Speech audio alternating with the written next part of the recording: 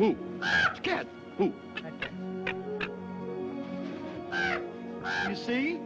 I can't even scare a crow. They come from miles around just to eat in my field and laugh in my face. Oh, I'm a failure because I haven't got a brain. Well, what would you do with a brain if you had one? Do? Why, if I had a brain, I could...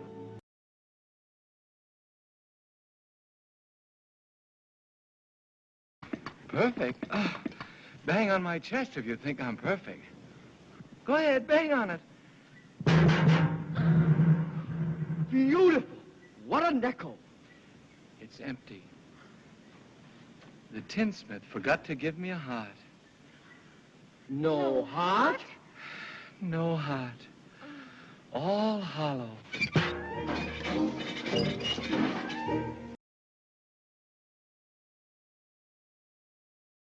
Naturally, when you go around picking on things weaker than you are, why, you're nothing but a great big coward. You're right. I am a coward. I haven't any courage at all. I even scare myself. Look at the circles under my eyes. I haven't slept in weeks. Why don't you try counting sheep? That doesn't do any good. I'm afraid of them. Oh, that's too bad. Don't you think the wizard could help him, too? I don't see why not.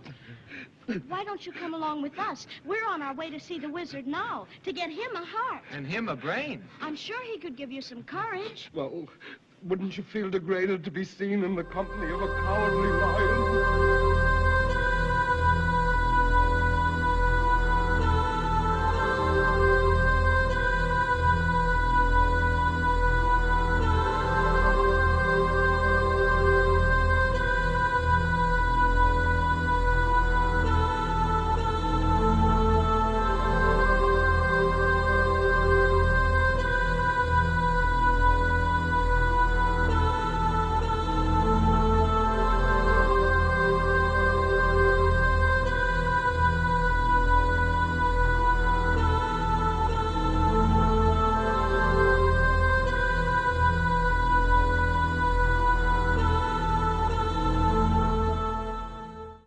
Liquidated her, eh? Very resourceful. Yes, sir. So we'd like you to keep your promise to us, if you please, sir. Not so fast. Not so fast. I'll have to give the matter a little thought.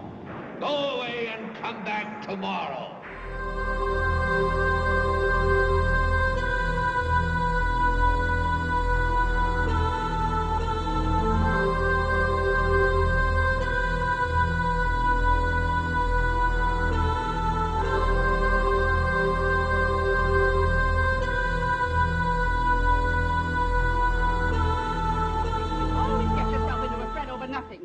You just help us out today and find yourself a place where you won't get into any trouble. Some place where there isn't any trouble. Do you suppose there is such a place, Toto? There must be. It's not a place you can get to by a boat or a train. It's far, far away. Behind the moon.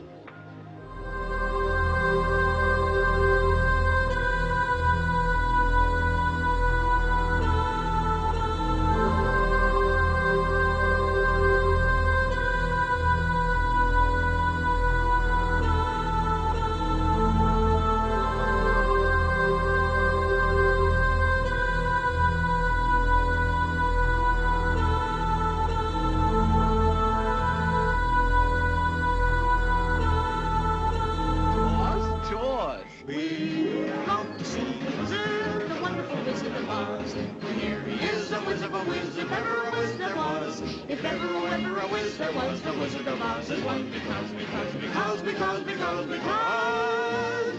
of the wonderful things he does. We're off to see the wizard, the wonderful Wizard of Oz.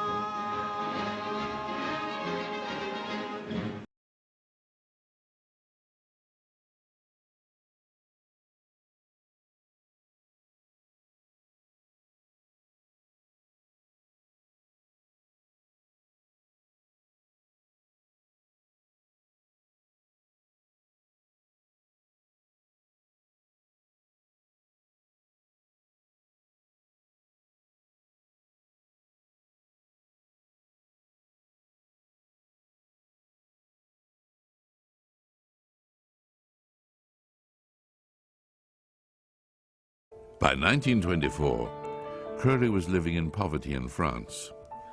An old friend and famous literary figure and occultist, Frank Harris, kindly took him under his roof. Frank Harris lived with a woman by the name of Nellie O'Hara.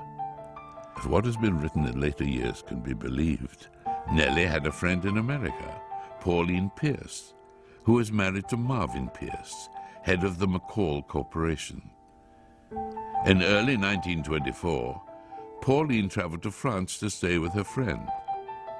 Thus it was that 4 individuals came together: Frank Harris, Nellie O'Hara, Pauline Pierce, and Aleister Crowley.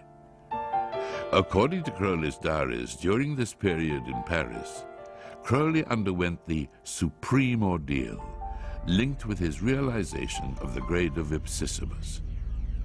According to a description of the rite, on the appointed day, the candidate is attended by 1 or more chosen and experienced attendants whose duty is A, to exhaust him sexually by every known means, B, to rouse him sexually by every known means. Every device and artifice of the courtesan is to be employed, and every stimulant known to the physician. If Crowley did go through this ordeal in 1924, then it is highly likely, based on his previous experiences, that his closest associates of that time, including Nellie and Pauline, performed as his magical assistants. Pauline Pierce returned to America in early October of 1924. 8 months later, on June the 8th, 1925, she gave birth to a girl named Barbara. Barbara Pierce married George H.W. Bush, who eventually became the 41st President of the United States. And they had a son, George W. Bush, the 43rd President of the United States. Could the wickedest man in the world, Aleister Crowley, be George W. Bush's grandfather?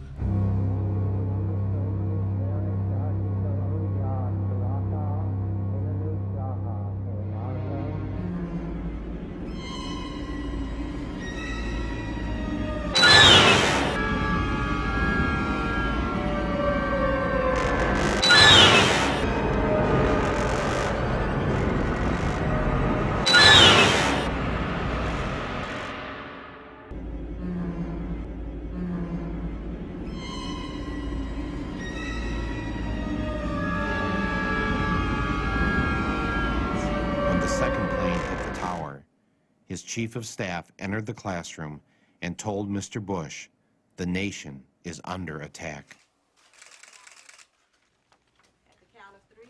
Not knowing what to do, with no one telling him what to do, and no Secret Service rushing in to take him to safety, Mr. Bush just sat there and continued to read My Pet Goat with the children.